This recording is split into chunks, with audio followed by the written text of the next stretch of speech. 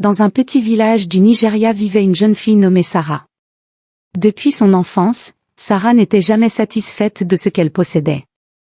Elle convoitait toujours les jouets, vêtements ou objets des autres enfants. Sa mère, maman Sarah, tenait un petit salon de coiffure où les femmes du quartier venaient se faire tresser. Bien qu'épuisée par le travail, maman Sarah essayait toujours de contenter sa fille. Mais Sarah voulait tout ce qu'elle voyait. Si un autre enfant avait un nouveau jouet ou un cahier coloré, elle faisait des crises jusqu'à ce que sa mère promette de lui donner la même chose. Les voisins commencèrent à la critiquer. Certains disaient qu'elle était trop gâtée, d'autres accusaient sa mère d'être trop faible. Pourtant, malgré tous les sacrifices, Sarah ne se sentait jamais heureuse ni comblée. À 10 ans, Sarah grandissait dans son petit village nigérian, mais son comportement devenait de plus en plus difficile. Elle ne se contentait plus d'envier les affaires des autres enfants, elle agissait pour les obtenir. Quand un camarade montrait un jouet brillant ou une poupée neuve, elle le prenait sans demander, disant « Je veux juste jouer un moment ». Mais elle ne rendait jamais les objets à temps, parfois même jamais. Les autres enfants, agacés, commencèrent à l'éviter.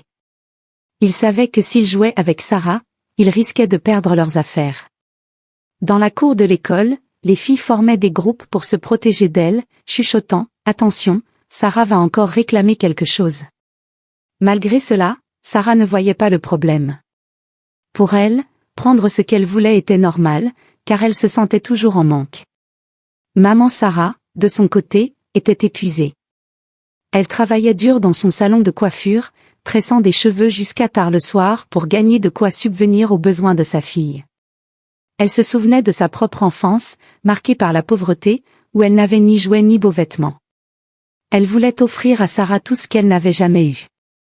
Mais chaque fois qu'elle cédait aux caprices de sa fille, achetant un nouveau jouet ou une robe colorée, Sarah restait insatisfaite. Quelques jours après, elle voyait une autre fillette avec un objet différent et recommençait à pleurer, à supplier ou à bouder. Maman Sarah se sentait coupable, pensant qu'elle n'en faisait pas assez. Pourtant, elle commençait à comprendre que son indulgence aggravait les choses. Elle voyait dans les yeux de Sarah une envie insatiable, comme un feu qui ne s'éteignait jamais. Les voisins du village n'étaient pas tendres. Certains disaient « Cet enfant est trop gâté, elle ne respecte rien ». D'autres critiquaient maman Sarah « Elle est trop faible, elle laisse Sarah tout contrôler ». Ces mots blessaient la mère, mais elle ne savait pas comment changer sa fille. Elle priait souvent pour que Sarah apprenne à être contente de ce qu'elle avait. Elle lui parlait doucement, lui expliquant que le bonheur ne vient pas des objets, mais du cœur. Mais Sarah n'écoutait pas.